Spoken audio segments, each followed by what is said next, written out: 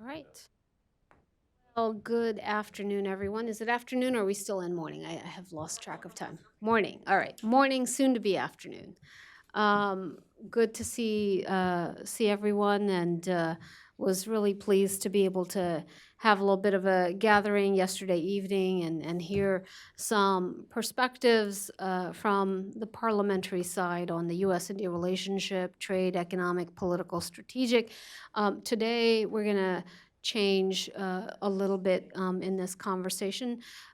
We all talk a lot about all of the different areas of convergence, and there are so many. And the U.S.-India partnership is an important one and a special one. But there are also some points of divergence, some areas that from time to time create some sharp differences in the relationship. And I think it's important to be able to have the conversation, understand the perspectives, and really think about how we manage that as we manage this all-important relationship between our two countries. And so, on this session, I'm really pleased to be able to bring some of the sharp minds and leading thinkers who do think about these issues and share some perspectives. And so, we're going to hear from Jeff Smith, who has been working on U.S.-India, but also South Asia perspectives. In fact, I have to commend you on your Twitter game. You've been quite provocative, and I think refreshing voice on Twitter to push the conventional thinking on so many different aspects of U.S. South Asia policy and the U.S.-India relationship. And we look forward to hearing from you today. Suhasini Haidar, who has been a really important voice and given really incisive analysis from her perch at the Hindu, and look forward to hearing kind of from her the ways in which she has seen some of the evolutions, both in the areas of convergence and in the areas of divergence, and get her perspectives. Dhruva Jaishankar, both from his time at Brookings and now in his new capacity at ORF, really has been out there as a voice, many articles that he has authored, really pushing forward some of the, where is the U.S.-India relationship headed and why and how, what is the Indian perspective, what is the India opportunity, what are some of these challenges? I look forward to hearing from you as well. So, I don't want to put too much preamble on it except to say a few things from the offset to give you a little bit of an overview from my perspective. Because I had the privilege and honor of overseeing the U.S.-India relationship in the last administration and then continuing to engage on it in the current administration from a different perch at the U.S. Chamber of Commerce, at the U.S.-India Business Council. And what I think has been evident is that in a relationship that is as complex as the U.S.-India relationship, with two countries that have, on the one hand, come at this from very different historical perspectives, but approach it from very similar outlooks on the future and where we want to see the world and what we want to see in the world in terms of the decades to come. How do we, as we see that growing convergence, also manage some of the many areas of divergence that are rooted in our histories, in our relationships and ties that we bring to the table, in our lingering areas of equity and investment, and how do we manage that? And it's clear that some of those areas of divergence, including the U.S. Views on the role of Iran, which, have the role of Iran in creating insecurity and instability the nuclear program that Iran has as a part of that, how that has shifted from administration to administration, but on the other hand, how has that impacted India? What are India's views on that? India certainly, with its longstanding and historic ties with Russia, and yet in an environment, a global environment where you see a growing convergence in the U.S.-India relationship and the security partnership, how does that manifest, and what is the U.S. perspective on that relationship? We have the House, the U.S. Congress, which enacted the CAATSA sanctions, which spoke very loudly on what they see as the Russian role in the United States and how to try to limit the influence and impact, and how does that impact the U.S.-India relationship. But we also have Indian perspectives on, where is the United States vis-a-vis Afghanistan and the future, particularly as we look at talks with Afghanistan, with the Taliban, and what lies ahead. What are the U.S. Ties with Pakistan? Where are they headed, and what is the impact and implication for India? So there are areas where the two countries do come at it from different perspectives, and I think that's part of what we want to be able to explore in this panel, in this conversation. So with that long preamble, let me turn to Jeff first to give us a few thoughts. And a big thank you to you, Nisha, for doing this panel, but also for years of government service, for everything you do at USIBC, for hosting a lovely dinner last night for Indian guests, and really appreciate all the work you've done. Thank you. Sometimes when trying to analyze a complex issue, I find it's easier to sort of try and deconstruct it down to its basics, and that's what I want to do here with this sanctions question.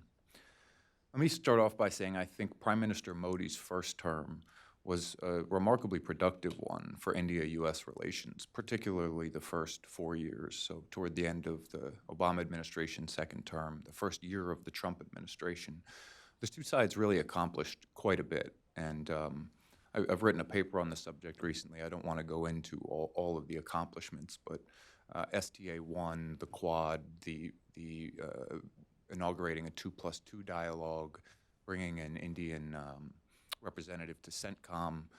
There was a lot that was done that had been on the wish list for some time. But I have to admit that over the last year and a half, there have been new challenges in India-U.S. relations, potentially a more formidable set of challenges than there have been in some time. That's not necessarily a bad thing. It may actually be a symbol of how good things have been for the past decade, but we do have formidable challenges. For the most part, they fall into two categories: economic issues, tensions, and sanctions. Third-party countries. Yesterday we had, I thought, a very good panel that discussed some of these economic questions, and they're over GSP benefits, steel and aluminum tariffs. We have controversy over digital and e-commerce. Today we're going to talk about the other half of that, and that's the sanctions question. Two sets of sanctions in particular that relate to India's relationship with Russia, which we heard quite a bit about this morning from Congressman Perry. I think that made it quite evident that India's relationship with Russia is a major issue for some here in the U.S., certainly for some on Capitol Hill, but also Iran. So the very basics of these two sets of sanctions first. In November of 2017, the Trump administration announced it would be imposing new sanctions on countries importing oil from Iran. India was one of the largest importers of Iranian oil, so naturally it was a target. It issued, at the time, 6-month waivers to several partner nations to give them time to wean off Iranian imports. In May of last year, when that 6-month period was up, against my advice, they decided not to extend those waivers to any country, including India, at a time of India's election. I didn't think it would be possible, frankly, for India to wean off Iranian oil in such a short period of time, but from what evidence we have in the public realm, that has in fact happened. probably in no small part due to the fact that U.S. oil exports to India have been surging in recent years, from 0 in 2016 to nearly 10 million barrels in 2017, to 48 million barrels in 2018, to on par for potentially 100 million barrels this year. That's the basic surface level Iran sanctions issue. The second issue is CAATSA, dealing with Russia. And in July 2017, the U.S. Congress passed this CAATSA legislation. It was a bipartisan effort. Republicans and Democrats agreed that we should find a way to punish Russia for election interference, among other nefarious activities. They also, in effect, wanted to tie the administration's hand and force it to take a tougher posture toward Russia. And they essentially said any entity engaging in a significant transaction with Russia's defense or intelligence sector would be subject to a series of sanctions. And it listed roughly 10 possible sanctions and said you have to pick 5 should you find anyone doing business with Russia. This was obviously a problem for India, which still imports the majority of its defense hardware from Russia. That share has been declining as America's has been rising, but they're still at 58% roughly of Indian defense imports over the last 5 years. In the 2019 NDAA, I think there were congressmen that recognized that this could be a potential issue, controversy in India-U.S. relations. So they expanded the authority of the U.S. president to waive those sanctions on friendly countries under certain conditions. But no waiver is guaranteed, and India has continued purchasing Russian defense equipment, most notably to include the S-400 air defense system. And there's been a great deal of discussion on whether that will eventually trigger CAATSA sanctions. That's the basics. This has become a controversial issue in India-U.S. relations, and I want to start out by saying I am a supporter of the idea of sanctions. I think there are cases when it is appropriate. I think when North Korea sinks a South Korean corvette unprovoked for no reason, there should be consequences, and sanctions should be a tool. I think when Pakistan supports and fosters Islamic militant groups to conduct terror attacks in other countries, it should be subject to sanctions. There should be a cost to that activity. I also agree that Russia and Iran have been engaged in extremely problematic behavior that probably deserves sanctions themselves. They must pay a cost for interfering in U.S. elections, for targeting American troops in Iraq, for sponsoring terrorist outfits. Sanctions are better than war. They're a better option than fomenting revolution, than assassinating leaders. They're a better way of imposing costs than other kinetic means. With Iran and Russia, we have a problem, and that is that we've already sanctioned them to death. We already don't do business with Iran and Russia. So we have very limited ways of imposing additional economic costs unilaterally. So what do? We turn to secondary sanctions. We say if we can't impose more pain directly, we can tighten the noose on others and prevent others from doing business with Russia and Iran. This has one big benefit, and it's that it's effective. Regardless of what they might tell you, they have suffered pretty severe economic consequences from these sanctions, Russia and Iran. The flip side to that is that they can create major problems with the countries we're targeting with secondary sanctions. And with India, I think there are both practical and strategic problems created by these secondary sanctions policy. And I think this is maybe the most important takeaway. There is probably only one thing Russia would like more than selling India the S-400, and that's creating a rift in India-U.S. relations. There's nothing Russia would like more than to drive a wedge between us, and we're doing so with the policy, the CAATSA policy. We must find ways of punishing Russia, which is our intent, without harming our own interests and our own partnerships. I would argue that denying India technology like a fifth-generation fighter would be punishment enough for purchasing the S-400 system. I don't think we need to go with a secondary sanctions route. I think it's problematic for many reasons. I think it creates uncertainty. India still doesn't know if it's going to face CAATSA sanctions for the purchase of the S-400. We still haven't said whether or not it would get a waiver. I think it creates a problem because India is not going to stop purchasing Russian hardware. It's already purchased several systems since the S-400. So you now have multiple potential sets of CAATSA sanctions that have to be reviewed, that could be used as leverage by a future executive branch official for things not related to the topics at hand. So I think it creates several practical problems in India-U.S. relations, but I also think it creates a conceptual problem, a conceptual strategic problem. And that is the foundations of the India-U.S. relationship have been built essentially on a compact. The United States has been able to draw India away from its non-alignment past by essentially promising that alignment with the U.S. doesn't require a loss of strategic autonomy. You can still continue making independent decisions even as you move closer to the United States. You won't be dragged into U.S. conflicts. You won't be used as a pawn. You won't be following American dictates. Alignment doesn't mean a loss of autonomy. And I think for the most part, for the most of the past 15 years, we've followed through on that pledge and fulfilled that compact. I think India has been able to retain its autonomy, as many U.S. allies do. I mean, look at Turkey. Do they follow American dictates? Are they an American lapdog? I mean, President Erdogan criticizes the U.S. government, I think, more than the North Korean leadership does. I think the U.S. has largely held to that compact, but I think CAATSA threatens that when we say, we're going to tell you who you can and can't buy from. I think that creates a problem in India. We will force you to make costly economic and foreign policy decisions based on our problems with other countries. I think when dealing with a peer like India, fairness and reciprocity should matter.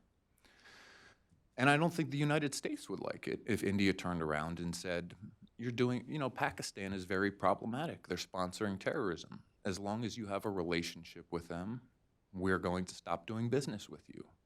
And I think when dealing with India, we should treat it in a sense of fairness and reciprocity. Now, my final point here is I'm going to almost contradict everything I just said, because the understandable problems India has with CAATSA and with Iran, I think, are justified. If I put myself in Delhi, I would be upset with this policy too. However, it is not a product of India's proximity to the U.S., and that's a point I think is lost often. It is not because India has moved closer to the U.S. that it is facing Russia and Iran sanctions. In fact, it's quite the opposite. Those are global sanctions that apply to everyone. Because India has moved closer to the U.S., it's actually been given special treatment. It was given a 6-month waiver from the first set of Iran sanctions. It helped provide the impetus to expand the waiver authority for CAATSA sanctions. So I think it's right to feel aggrieved by these policies, but it's wrong to interpret them as a factor of India's proximity to the U.S. So with that, I would just end on a note. I think the U.S. needs to reconsider its policy on secondary sanctions as it relates to India, and I think India needs to understand that it's not a product of its alignment with the U.S. Thank you. Boy, I was hoping we would actually have some fireworks on this panel, but I think we're going to have a fair degree of converging views coming out of this, but I'm still determined to find some areas where we can get a little provocative on this. But Dhruva, why don't I turn to you next? Thank you, and my thanks to the organizers, thanks to Nisha, and also thanks to Heritage Foundation and to ORF, my new employers, for bringing me along to this. I will actually try very briefly to provide, in some ways, a complementary perspective to what Jeff just said, which is I've spent much of the last 3.5 years looking at developments in Washington from Delhi. And what I'll try to do quite briefly is just, in some ways, reach the same endpoint that Jeff did, but from a slightly different means. It's now been almost 3 years that after President Trump's election, and to about 2.5 since, a little over 2.5 since his inauguration as president, and that has given enough time, I think, now for people in the foreign policy communities of India and other countries to understand, I think, the implications of Trump's presidency. And I know it's a bit presumptuous of me to be sitting here at the Heritage Foundation of all places, telling you about Trump's foreign policy, but I will. I think it's a jumping off point for a starting point for the rest of what I'm going to say. But briefly, I think that if you were to take the salient characteristics of what Trump's foreign policy is, I think a few things come to mind. First, a skepticism of multilateralism. This has manifested itself in the withdrawal from the JCPOA, the Iran nuclear deal, from the Paris Climate Agreement, to some extent from the Trans-Pacific Partnership. Two, an emphasis on burden sharing. This relates primarily to US allies, NATO, Japan, South Korea, but also to partners such as India in the context of Afghanistan and the Indian Ocean. Three, ending the so-called endless wars, Iraq, Syria, and possibly now Afghanistan. Four, kind of somewhat counterintuitively, less reluctance in using force for political objectives. And you see this is in the South China Sea, where the tempo of freedom of navigation operations has increased. In Afghanistan, in terms of lethal weaponry to Ukraine, and also in Syria as well. A strong focus on adversarial relationships, four of which stand out in particular: China, Iran, Russia, and North Korea, all of which feature prominently in the national security strategy put out by the White House. Six, rewriting the terms of trade. This does not necessarily mean no trade. It means changing the terms to be more favorable to the United States, and the USMCA NAFTA 2.0 is one manifestation of that. And finally, rewriting the terms of immigration as well. Now, all of these things, again, have implications for countries around the world because the US still remains a superpower, and amongst them, India as well. And I think the questions, if we were to define these as the salient characteristics of Trump's foreign policy, Trumpism, one thing to keep in mind is how much this will survive the Trump presidency, whatever happens in the presidential election of next year, or whether he gets a second term or not, and how much of this will become, at least to some degree, influence US foreign policy going forward. And there are hints, of course, from some on the other side of the aisle that some elements of this may actually find resonance with Democratic presidents as well. A hard thing for a lot of countries, and I would argue that India has managed this better than most, is distinguishing these key features of Trumpism from the day-to-day Trumpisms of the president, and which often occupy a lot of mind space and media space in many other countries. And particularly, I think if we were to contrast it with Europe, where those issues do tend to feature more prominently in the media and in public space, I think that has been in some ways a challenge for many countries. What has this meant for the US-India relationship? I think you could, if you look at the consequences of these policies, you could put them into three baskets. One, largely positive opportunities, one category of largely negative implications, and some where the results are mixed. On the positive side of the ledger, I think the biggest opportunities have come in the Indo-Pacific sphere. And security cooperation there. Some of it, I think, and credit to Nisha and her colleagues, some of this actually started in the last couple of years, I think, particularly of the Obama administration. But the Trump administration has really taken it forward quite significantly, given it a new nomenclature, given it given it some teeth, and developed the concept more. I'm happy to go into more detail as to what this has meant for US-India practical cooperation in the Q&A. A second area, less noticed and perhaps more subtle, has been growing convergence in what in India we call West Asia, what in the US you call the Middle East.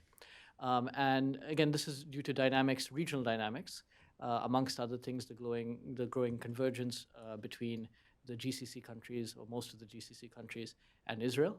But this has also opened up room for India to deepen its ties with US allies and partners to India's west as well.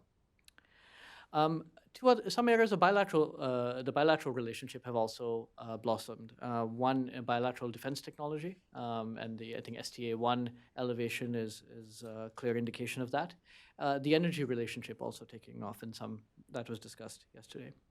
So that's on the clearly positive side of the ledger. The downsides, I think, are quite clear. Iran, there's one, I think that has been discussed at length, and we've had to wrestle with the consequences of that. Russia being another. Again, this being largely pushed by the US Congress for reasons that all of you are aware of. I think it's notable that you had people like former Secretary of State Rex Tillerson, former Secretary of Defense Mattis, publicly advocate for exemptions for India with Congress. Which indicates to some degree how much, how it was understood that this would have secondary order effects. There have also been, again, some areas of the bilateral relationship that have become more complicated. Cooperation on climate change, for obvious reasons, no longer features prominently on the agenda. Immigration, I think, has become complicated, but also due to changes due to developments, domestic developments here, we've not really seen the worst implications of that playing out. And finally, on the mixed, I would actually give two things that people have been talking about yesterday at length. One is Afghanistan. I actually think while there is a great deal of concern about what the US withdrawal would mean for Indian security interests. On the other hand, we've moved quite a long way from 10 years ago, where I remember many American officials advocating that India stay out of Afghanistan, not that delegitimizing the Indian presence there, even though in what India was doing in terms of state-building efforts actually complemented US objectives. So we've moved quite a distance from there. The fact that Trump is actually calling for India to play a greater role today, I would see as a positive sign, even if, again, the level of coordination has not always been up to the mark. And finally, I think another area that's been mixed is actually trade, which is on the one hand the direct the direct problems between the US and India on trade are quite, everyone is aware of that, and we have seen tariffs increase and retaliatory tariffs being announced. On the other hand, the effort of rewriting the terms of trade globally could have some positive implications for India, which also enjoys a massive trade deficit with China. So again, I think if you look again at the direct consequences of Trump's foreign policies, it's certainly a mixed bag. Again, the questions going forward will be, I'd say, twofold. How much of this is structural? How much of this will become part of US foreign policy going forward? And some of this will be mandated by legislation. It won't just be a consequence of the presidential election next year. How much of this will become more ingrained in US bureaucracy and US habits of engagement with the rest of the world? And how much of this will change depending on the electoral results either next year or 5 years from now in the United States? So I think from India's point of view, I think this is how I would look at the relationship. But I think if you look at this full picture, it certainly sets a tone that's much more positive than I think the tone of the conversations have been over the last day and a half here. That doesn't mean there aren't problems, but I think even in the areas where, if you were to list all the challenges, trade, Russia, Iran, Afghanistan being the most prominent, in all of these areas, as Jeff rightly pointed out, and he focused on two of them in particular, we have found ways of trying to mitigate the damage, and that's what I think partners do. So let me end on that. Thank you, Dhruva. Suhasini, as you reflect on what both Jeff and Dhruva have said, maybe give us your thoughts not only on how you've seen this evolution, but also not only what does the impact of U.S. foreign policy have on India, but what are some of the areas in which Indian foreign policy is changing and shifting and evolving as well. Thanks so much, and really, I hope that there will be some more divergences. But so far, there's a lot we've agreed on. But I'll put it to you like this: the greatest cliche about India and the U.S. is always this thing about us being the oldest and largest democracies. But what has that meant? It has meant that through decades, when actually the leaderships were really speaking past each other for various reasons. And for years, when, I think Prime Minister referred to it as the hesitations of history, were not overcome. And for years before the nuclear deal allowed us to build a new foundation with which to build on. The India-US relationship had a dynamic of its own. The dynamic is based on the people, the fact that Indians saw promise in the US much more. Obviously, we've seen that immigration has gone one way. The idea that at the end of the day, there was a belief in some shared values. It wasn't in Pax Americana, perhaps, but in this idea that there is a need for an international world order. There is a need for rules-based order as well. It was based on very much more than others. I read Mr. Manish Tiwari's piece today where he said, commerce is a coward. But I will say that in the India-US context, commerce has been a driver. In many other relationships, I will say business is, they're the last in, first out. But in the India-US relationship, commerce actually grew regardless of what was happening otherwise. But the truth is a lot of these have been stood on their head in the last few years. And I will say, every analyst would like to say I was right, and I will say I've been wrong on a lot of things. But the one thing that did occur straight away with the new administration in power was that I thought that our levels of optimism that India-US ties will ride out whatever bumps in the road would come with a change in leadership, simply because we have this great bipartisan relationship, was not founded well.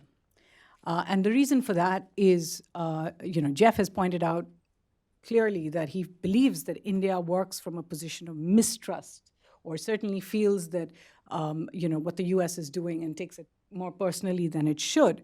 But Dhruva put out for you what the Trump effect has meant. And I use that term because I know there are actually people tracking the Trump effect variously. What has the Trump effect meant? It has meant the retrenchment from the international world order, walking out of deals that the US had committed to, climate change, Iran, TPP, UNESCO, human rights. There's just a lot of walkouts over there. It has meant the creation of spaces in various parts of the world. When the US really looks away from what was happening in Yemen and what was happening in the Middle East with Qatar and all the rest, what were you doing? You were making space for one of the leaders in that region to do things. And then there would be its own dynamics that would follow. When the US says it's walking out of Afghanistan or pulling out of Afghanistan, it creates space for others to say, well, then who's going to walk in? So that's one part. And then there is the other parts of what's happening in the world from the Indian point of view. So look at how we have to see it. We see the US, Pax Americana, the world kind of shrinking. We see China on the rise. And with China, as an Indian, I can't just see China as the US would like me to, through this prism of this Indo-Pacific reality, because I have a maritime reality, I also have a terrestrial reality, and it's more than 3,000 kilometers long, as the Doklam crisis reminded us. And the third challenge I have from China as an Indian, or as India looking at it, is the one in South Asia. The inroads that China has made in the region, not just vis-a-vis Pakistan, but with every neighbor that I hold dear. I remember one of the experts in the region, Bertil Lintner, once saying about Bhutan, of all places, and saying, the charm offensive is coming, and it's only a matter of time before they put a panda on a plane and send it to Thimphu. But India cannot sort of underestimate the challenge that will come from there. So I'm looking at the retrenchment of the US. It's its desire not to be involved in a lot of these things and creating spaces. I'm looking at the rise of China, which I have to deal with in a bilateral way, not as part of some alliance. And I'm looking at the Russia-China axis that is coming closer. The fact that the US has pointed out Russia and China as the two revisionist powers has only strengthened the bond between them in a certain sense, not to mention the beginning of the sanctions, the 400 million. So that is the world that one is looking at. Implicit in this, as you were asking about India's changes, is this shift from non-alignment to multi-alignment. So suddenly I've lost that little fig leaf that we had, which said, sorry, but I can't go out with you because I'm non-aligned. And I don't really have something else to explain why I would still want to deal with Russia and get this massive missile system when I'm buying all kinds of other things from other platforms. But it's something that I feel we need to do. And I like that Jeff put out the difference between becoming an alliance partner and giving up non-alignment but retaining strategic autonomy. But I would put to you, if you were to just look at the asks from the US in the last year, would you really say that it leaves you with the feeling that India has been given strategic autonomy? Because look, just go down the laundry list of that. And I'm not even getting into the trade issues because obviously trade is a negotiation between two countries. They have to sort those out. Look at the other asks. Don't buy Iranian oil, which is the most cost-effective oil as far as India is concerned. And it doesn't just mean that India has lost out buying Iranian oil, which its refineries are best suited for and calibrated for. It has given up on Iranian trade and the ability to have leverage in a country where it actually has seen for itself a strategic alternative to this constant problem of being blocked by Pakistan. Today, even the Chabahar port, which the US has given us a waiver for, is fairly useless, simply because we don't have all the other levers as far as dealing with Iran is concerned. Next ask, don't buy Venezuelan oil, which is fine. I mean, it's okay. We will find other alternatives to it. But it is an ask. You are making us choose between the two at a time when oil suddenly has gone up and our options are getting more limited. Do not allow Huawei into 5G trials. Maybe that's a decision we'll take independently, but it wasn't presented to us in that manner. And finally, don't buy Russian missile systems. So we've got all these asks, where we're being told these are all brand new asks, just in the last year, right, since January 2018. And none of those asks comes without a cost, because increasingly in the world, we're no longer looking at this idea that I can pick this and pick this and pick this. I'm being told that you've got to take buffet options. You've got to be with me or you're on this side. And both sides are doing that. So the cost to each of these asks has become, as I pointed out, the Iranian, the cost on China is very clear. If India decides not to go ahead with Huawei after the US has made this ask, we lose out when it comes to the negotiation with China. As I said, we might do that independently, but it is a cost. Not buying from Russia, which obviously India has decided it is going to go ahead with the S-400 deal, and so be it what happens next. It would have come with a certain cost as well. And you cannot be unmindful of India's concerns that a traditional partner like Russia will look to other partners in the region, particularly when it comes to Afghanistan. And I'll just come to Afghanistan at the end, and I'm sorry, I'm not getting into the trade thing, but we can do it in Q&A. Afghanistan plays into that idea of mistrust. And Dhruva has put it very diplomatically when he says, Mr. Trump asking India to suddenly send in troops, along with Pakistan, by the way. He said India and Pakistan are the regional players. They should be sending in troops to create peaceful environment there. It does not inspire confidence. 2 years ago, in 2017, Mr. Trump announced a South Asia policy for Afghanistan. It was built on 3 pillars. It was built on the pillars that the US would not have a time-bound exit from Afghanistan, that the US was going to work on putting Pakistan on notice when it came to terrorism. And it was worked on the 3rd pillar, which was that it was going to work with India and New Delhi and Kabul. In fact, we saw how the deal played out and how negotiations played out with Ambassador Khalilzad at the fore. None of those three pillars seemed to be standing by the time we got to the negotiations. Then we were told in the negotiations that there were 4 pillars to the negotiation: a ceasefire with the Taliban, intra-Afghan dialogue, a commitment on terrorism and not allowing terror groups inside Afghanistan, and the US withdrawal, whatever timeline. I would posit to you that I don't even know where most of that deal has gone. So you can't have a country like India standing over there, not being involved in the negotiations, not being told what is going to happen, and expect us just to trust that the best will happen. And just when we're getting used to the idea that there is going to be some kind of a deal with the Taliban, it is going to involve in some kind of way a withdrawal or a partial withdrawal of US troops.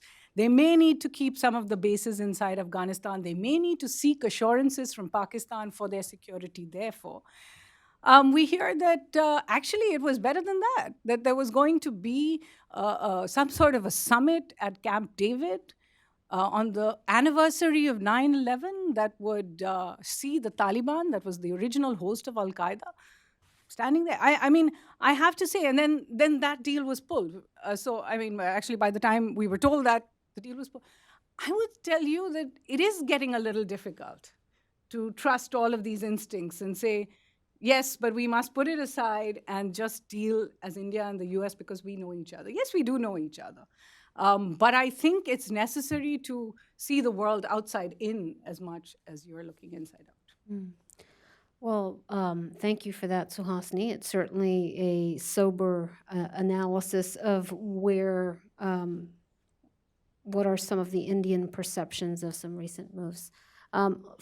Let me kind of continue on in that vein and pose 2 questions that I want each of you to kind of think about, and then I do want to open it up to our audience. So, one, in a world, if we were to take the statement that the U.S. has retrenched in certain places and that has created space, what is India's role in trying to lead and fill in some of those spaces? Has India moved from being a non-aligned and maybe balancing power to actually being able to be a leading power in certain areas? And what are those areas that India might say, irrespective of where America or Russia or China or anyone else, here's where I stand, this is where I'm planting my flag, and around which I want to see how I can build international consensus and coalitions. Is India ready to assume that kind? So are there some spaces that might be filled by India in some of these areas? Second question that I wanted to pose to you, to each of you to maybe reflect on briefly. As you have noted some of the evolving positions within the United States, are there also evolving positions with respect to India and its calculus on some of its historic relationships? So, for example, while you have noted, Dhruva and Suhasini, while you've noted the Indian concerns about a Russia-China nexus and the long-standing ties with Russia, what is the view in India about what the future of India-Russia ties is? Do you see Russia as being, in some ways, therefore, that strategic partner that will side with India when either Chinese interests or Pakistan interests or other interests are in play? Will they stand with you in international bodies? Will they return the investment that you are continuing to make? And if not, then how does India manage that shifting strategic calculus of who's going to stand with you on the global stage in the decades to come, and how do you manage that shift?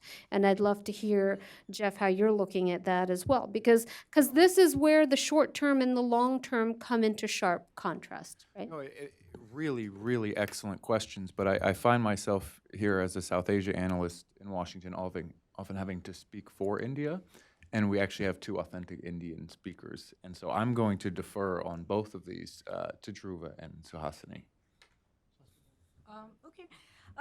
What is India's role? Does it see itself as a leading power? Is it going to move there? Certainly, the government is stating that is what it sees as itself. How much is it willing to do the heavy lifting? That's always been a question, and we asked that question when India says it wants a spot on the UN Security Council.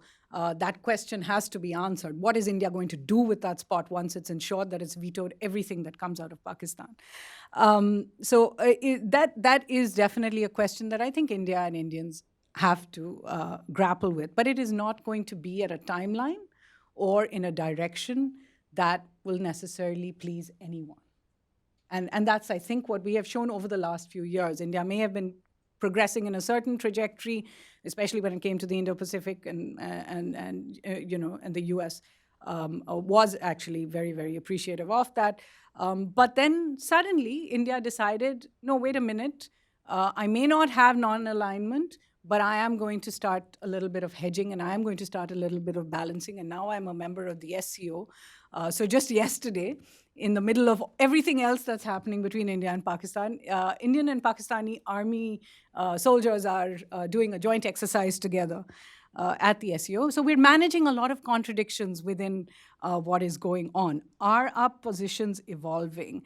Are India-Russia ties eventually going to stand by each other?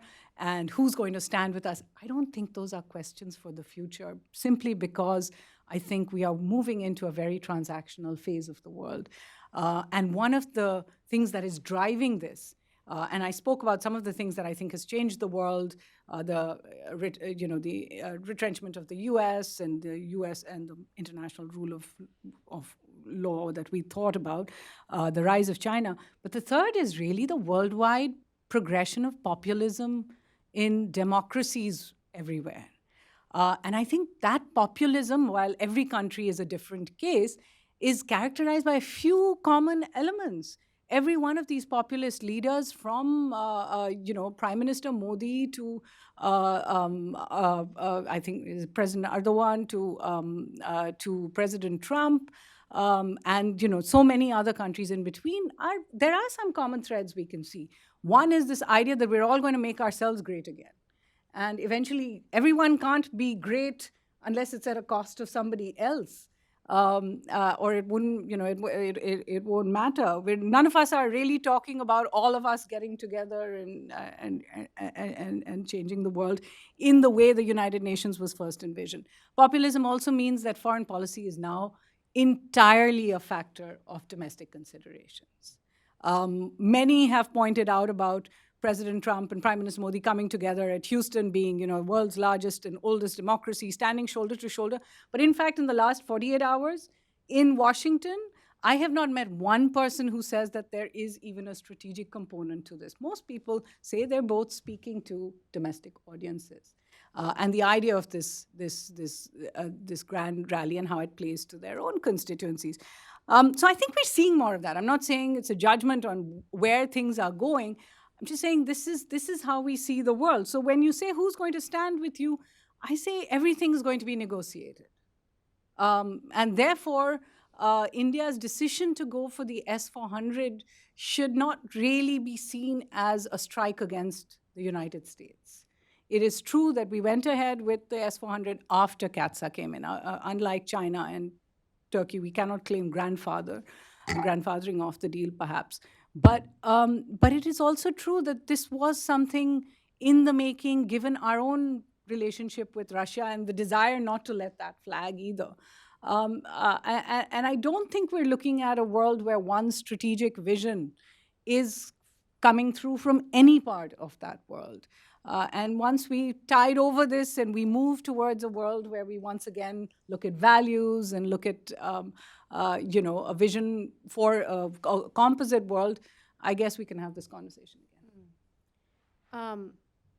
Dhruva, do you see the new international order as being built on quicksand in the ways in which Suhasini has described?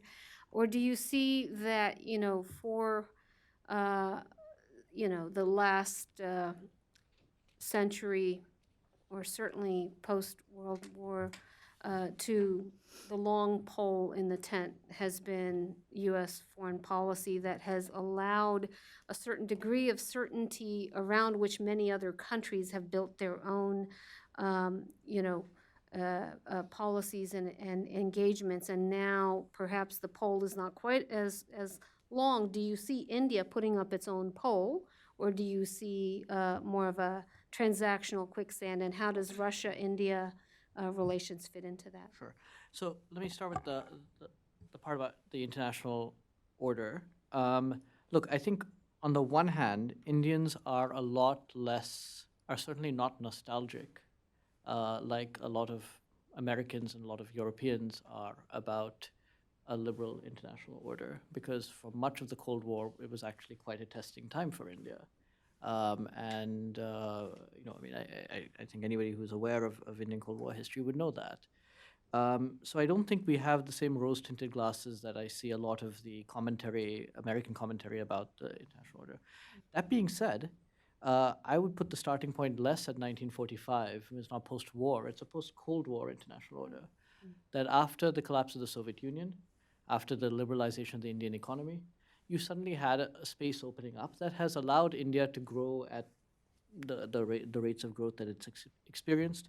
And I think for that, India obviously has skin in the game to preserve the benefits of that international order that really, while it may have been built upon the foundations that the US and Europe and Japan and others put together during the Cold War, really proliferated and expanded in the post-Cold War period. And it's not just India that has been a beneficiary of this, but China too as well. So I think India does have skin in the game in terms of preserving that. Now, what has changed? One is, well, even though these developments have taken place, two things have happened. One is the distribution of power internationally has changed radically. That is, effectively, we have seen the US retain its position, China growing at a rapid pace, India growing at a much smaller but certainly significant pace of its own, and sometimes to the relative detriment of Europe and Japan, Western Europe and Japan. And that's a reality that we're now confronting. The second is that institutional change has not always kept pace with this changing distribution of power. And in fact, it is really in that spirit that BRICS came up originally, the idea of BRICS as rising powers seeking more space on international forums, not being granted that space, and therefore coming up with alternative multilateral arrangements. Where does this come out? I mean, I see in India that in terms of its values, would largely, and with some exceptions, which I'll get into in just a second, would like to preserve the international order and would like to do more to preserve that international order, but is often being prevented from being given the space, whether it's at the UN Security Council, whether it's at the IMF, whether it's at the Asian Development Bank, or many of these other legacy institutions. So we're still in this place where internationally there's a bit of a divergence, a clash between existing international institutions, which are sticky and which the current vested interests are reluctant to obviously change for their own reasons, and the realities of this changing distribution of power. Now, where is India actually playing a leadership role? I'll give you three examples where it started to happen. I personally would like to see more concrete action on India's part. But I'll give you three concrete examples. One is climate change, where India was seen as, and has been described by many Americans as being very difficult in the process of concluding a global climate treaty. And yet, after the US withdraws from that, India also doesn't take its foot off the pedal, but actually doubles down. And we see this, again, in terms of leadership in the International Solar Alliance, amongst other things. Again, we could ask questions as to how much the concrete deliverables and all of that. I think that's very legitimate. But you do see India taking a much more forward-leaning position on that in the absence of US leadership. A second area, BRI. and connectivity, where India was at a time when every country, including the United States, sent a representative to the April 2017 Belt and Road Forum. India took a very principled stand that it would not, and actually articulated normative reasons for why it would not do so and what its objections to BRI were. That language has now been reflected in US policy and statements, in European policy and statements, in Japanese policy and statements. But you saw India taking a very difficult position, setting out a normative template, and actually that has started to have a replicating effect. And this basically was emphasizing that any connectivity needs to be sustainable and transparent, to the benefit of local populations, environmentally sustainable as well, and respectful of host countries' sovereignty. These are some basic principles. Again, I would like to see India develop on that more, but again, I think it's an example of Indian leadership. Finally, I think freedom of navigation and maritime security. And this is one area where we've actually seen very concrete examples of Indian leadership, particularly in the Indian Ocean region. And I think Ambassador Shringla elaborated upon some of this yesterday. But whether it is humanitarian assistance from Mozambique to Fiji, whether it is in terms of maritime domain awareness and becoming a central hub for that, whether it's in capacity building, India now is doing training or providing concrete assistance to countries like Myanmar, Seychelles, Thailand, Indonesia, Vietnam, in maritime security. And then the enabling agreements that are allowing that, and some of that is benefit from cooperation with the US, but other partners in the region as well. So I would say these are three very concrete examples of India taking a greater leadership role. Should it take more? Would I like to see it more? Yes. Finally, on the ties with Russia, I have written about this, but I get the sense, and Suhasini has actually gone to Moscow much more recently, and may be able to comment more, but I get the sense that the Russians have become very transactional. And not just with India. I don't think India should take it personally. It's become transactional with everyone. And let me just explain a few things that have happened recently. Russia has unilaterally effectively dropped an arms embargo on Pakistan, has started to do military exercises with Pakistan, has not been very supportive of India at the UN Security Council, has dropped its objections to Pakistan entering the Shanghai Cooperation Organization. Now, this is from a country that India values as certainly one of its most important partners and its most important defense partner in the world. So I think that speaks, those actions should speak for themselves. Okay, well, I could go on, but why don't I turn to all of you and see if there are additional areas that you would like to pursue in this conversation. Do we have a microphone there? There in the back row. Hi, thank you all for such excellent presentations. I'm Nalanthi from CNA. Dhruva, I have a question for you. So you mentioned some of the tensions between India and Russia, especially with regard to Pakistan. But I just wonder, looking at the long history of India-Russia ties and the deep relationship, particularly in the defense realm, it just seems like there's a sort of an unshakable connection there, particularly with regard to the submarine development program. It's just the idea of even thinking about U.S. cooperation in that realm. It just seems just sort of unheard of. So I just wonder, there seems to be a disconnect in terms of the tensions between India as it sees Russia sort of playing with Pakistan, or at least that relationship's going in a different direction. But then sort of this the appearance of an unshakable defense bond between India and Russia. I just wonder if you could address that.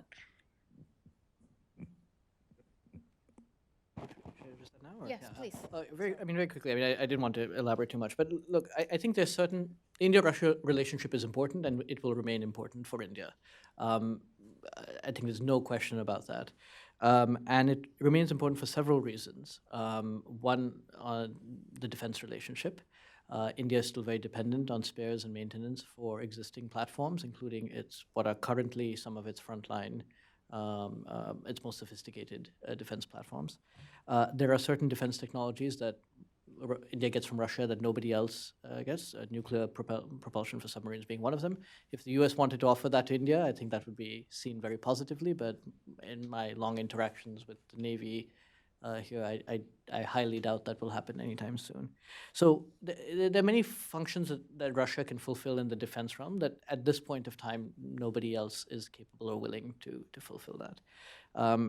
So for this reason, I suspect we will continue to have a robust defense relationship. However, I would point you to another interesting fact, which is whatever happens in India's future defense procurement, we don't really see Russia playing a big role in any of the fighter competitions for the next generation of fighters, either for the Navy or for the Air Force. And I mean, I mentioned that. I don't want to make a big deal. I mean, I don't think we should overread that. But that a fighter jet is indicative of a strategic relationship in some ways. And the way that Russia has been somewhat marginalized or marginalized itself is indicative maybe of the future direction. Let's say the other elements of the relationship are not as strong. We forget that in 1991, the Soviet Union was India's largest trade partner. Today, trade is about 12 billion. It's jumped a little bit in the last year or two, but is not, it pales in comparison to a lot of India's other trading relationships. The energy relationship, again, is pretty modest. It has increased a little bit last year or two, but not significantly. So it's a very thin relationship. A number of Indian students going to the Soviet Union, which used to be quite significant, number of engineering and medical students who used to go, has dwindled. There's still quite a few in some of the other post-Soviet states, but Russia, the numbers have dwindled. So if you take the relationship as a whole, that doesn't look like a very healthy relationship. It looks like one between buyers and sellers. And Russia needs the cash, and India needs the arms. One last point. 5 years ago, the Russian economy was 70% larger than India's. Today, it's basically the reverse in just 5 years. So, Thank you. Let me look around. I thought I saw, yes, there's two right over there, one in the middle and one on the side.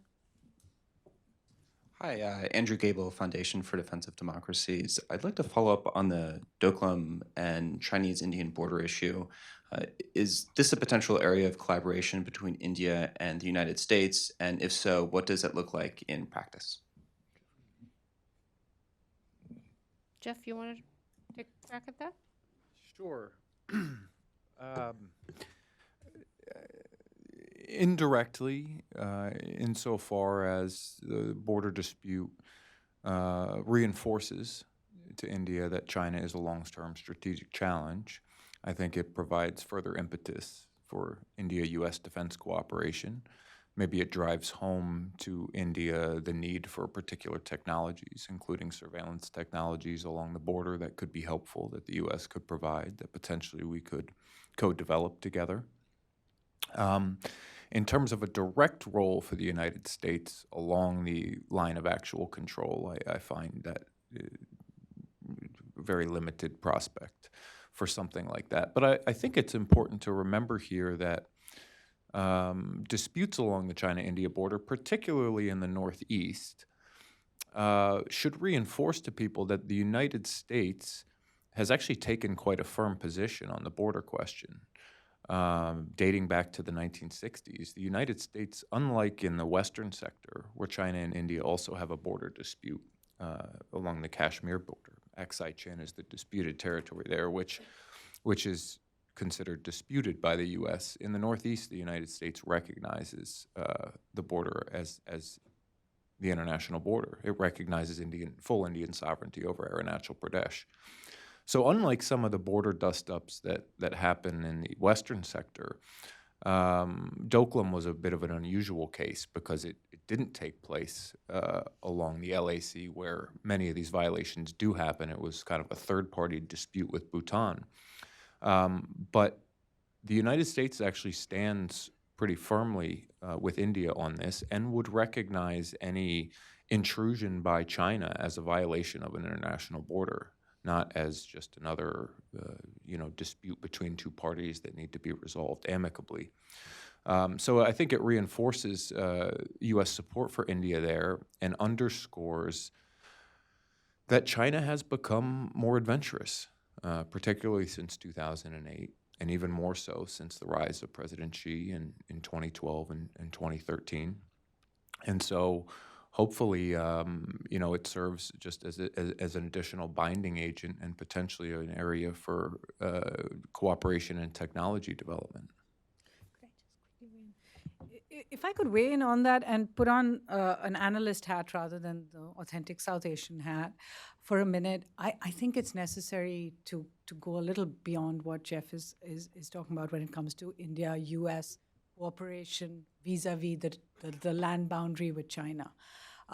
It's not a coincidence that the Wuhan summit followed Doklam. So you had this lowest point in India-China ties, and then a reset, which everyone told me was not a reset, but then turned out to be a reset. Now we don't know, but certainly at the time, it changed a lot.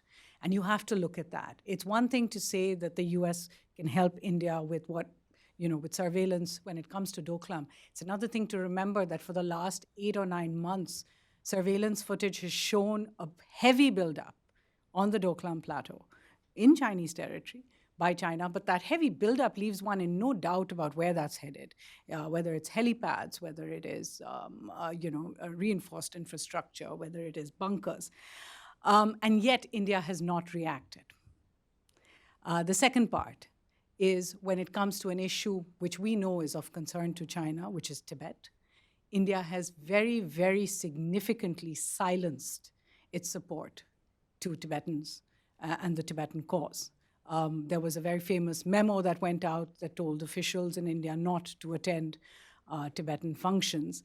But it's not just that. You see the difference in the two swearing-in ceremonies. In 2014, the Sikyong was an invited guest to Mr. Modi's swearing-in. In 2019, there was no talk about that. Things have changed. It is necessary not just to think about whether that's an area of cooperation between us, simply because there is a heavy dose of reality that the Doklam conflict gave both Beijing and Delhi, which pushed them into a direction other than what we thought it was going to go into. And for us to turn a blind eye to that and to the way the Indian government has reacted would be to sort of, follow a kind of a false progression. I think the progression's been in the opposite direction, that when it comes to India's land boundaries with China, India is very clear they have to deal with Beijing, and that's what they're trying to do in whatever way is possible. Can I just, I just want to address an issue related, a bit of a hobby horse, which is I think we need to distinguish, this would be a nice opportunity to emphasize the distinction between alliances and partnerships. Why do Indians bristle, with good reason, when Americans often talk about a budding US-India alliance? There is, I think, implicit in that a commitment that when the chips are down, that the US would come to India's assistance and that India would come to US's assistance and things. And with something like Doklam or any other boundary issue or boundary dispute that may emerge, that's simply unrealistic to expect that. So I think part of the reason of playing down the alliance rhetoric is simply a reality check that Indians shouldn't be under the illusion that the US would come to India's assistance on a bilateral dispute with China, to underscore what Suhasini was saying. However, a lot can be done short of that in the form of a robust partnership. And I like to define any defense partnership as having 3 broad strands. One is information and intelligence sharing, even by strategic assessments or otherwise. And on that, we have seen some cooperation during the Doklam crisis, in fact, and subsequently, and that has increased. The second area is capacity building, and this is actually an area where US has actually supported India, not directly, but a lot of, it's C-130J aircraft that can now operate in high altitude airfields closer to the line of actual control than India has been able to do before. So basically, in India, the US has indirectly helped India secure this disputed boundary already. And so we could see potentially more along those lines. The third area of a partnership, which is interoperability, is the area where I don't see as much coordination on the land boundary as we do in the maritime domain. But I would say on the first two areas, there is potential without the expectation that there would be any kind of alliance-like behavior. Last question. Cliff Smith, I'm from the Middle East Forum. I had two quick questions. I guess they're for Dhruva mostly as well, but anybody can mention. You mentioned that India has found new depth with the Gulf countries and Israel, in part because of Israel and the rest of the Gulf countries increasing closeness in reality. And you also said that, however, that the issue between U.S. and Iran has made things more difficult. But it struck me is that a lot of the closeness in the Gulf countries and Israel results in their opposition to Iran. It just strikes me as that must have implications that I'm not fully thinking through from India's perspective. The other thing I just was wondering is if you had any comment on sort of some of the radical organizations, both terrorists and ideological in India, Jamaat-e-Islami, Jaish-e-Mohammed, Hizbul Mujahideen, and such, that have both illegal and sometimes in cases legal fundraising arms in the U.S. and Europe, and just have you had any comment on that? I can quickly address the first question. I actually don't know enough about the second question to answer, unless Suhasini or Jeff know anything about that. I really don't. But on the first issue, no, I think you're absolutely right. On the one hand, look, I would put it this way. Traditionally, India's had three broad interests in the Middle East, West Asia. One is the diaspora and their well-being. There's 9 million thereabouts. The numbers are quite significant of number of Indians in the Gulf region, primarily in the GCC countries. So 5 to 9 million, because many of them are migrant workers. The second has been energy, which has been diversified from across, including Iran. The third has been security, and India is the second largest recipient of Israeli defense exports after the United States. That's one element of it. This sort of intelligence sharing arrangements. I would say there's a fourth element as well, where Iran is important, which is connectivity particularly into Central Asia and Afghanistan. So these have been India's traditional interests, and for those reasons, India has wanted to avoid having to make hard choices between these various partners in the Middle East, who are often in conflict with each other. And so successfully for many years had a balancing act, doing various things with Iran, doing various things with Saudi Arabia, UAE, Qatar, and also doing things with Israel, and basically trying to keep its head down. Those hard choices that India was afraid of having to make have become a little bit easier for a number of reasons that you hinted at. So one is any choice, if necessary, between the Arab states and Israel has become less of a hard choice because of the thaw between them. Again, one specific example of this, an Air India flight was the first to fly over Saudi airspace to get to Israel. Symbolic, but indicative of that. Iran has also made things easier in some ways for itself by being quite difficult. So while the U.S. has in some ways forced India to make choices about energy imports, Iran has repeatedly tried to renegotiate terms for Chabahar port and for other things that has delayed, in some ways, the actualization of that. A good indicator of this, if you look at the number of Indians or people of Indian origin in the region, there are very few in Iran anymore. And so again, tells you direct trade, non-energy trade is also quite minimal. So for a lot of talk about the India-Iran relationship, there isn't as much content to it, apart from, I think, some very important connectivity initiatives that matter. So the long and short of this is these shifting stands, to use the cliche, in the Middle East, have made it somewhat easier for India to, if it has to, make some hard choices about engagement in the region. Even though, to the extent that India can avoid making those choices, it will obviously. you want me to take the second question? I suppose you mean groups in Pakistan, correct? Yeah. So you're asking if India is worried about their ability to collect funds in the U.S.? I mean, look, there's several processes in place over here. The Jamaat-e-Islami has just been banned, but it was essentially a political movement that fed into, according to the government, into militant movements. Hizbul Mujahideen, Jaish-e-Mohammed, I mean, there are so many sanctions against them already that nobody could legally collect funds. It would have to be what India believes is state sponsorship by Pakistan that would allow them access to those funds. But at the end of the day, I mean, if even in Indian security, figures, they're not actually talking about that many when it comes to the Indian side.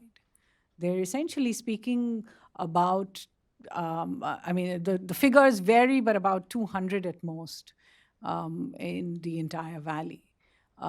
So, I mean, this is what the latest interview I saw said, that they're not really worrying about such large numbers of recruitment at the moment. Of course, Kashmir is in a slightly, abnormal situation right now. We don't know which way it's going to go when all the restrictions are lifted.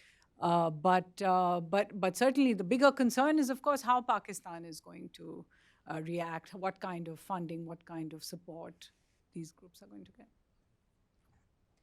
Well, thank you, all three of you, for a very stimulating and thought-provoking discussion. I do think that as we look at some of these shifting sands, and as we move into an era that perhaps appears more transactional, that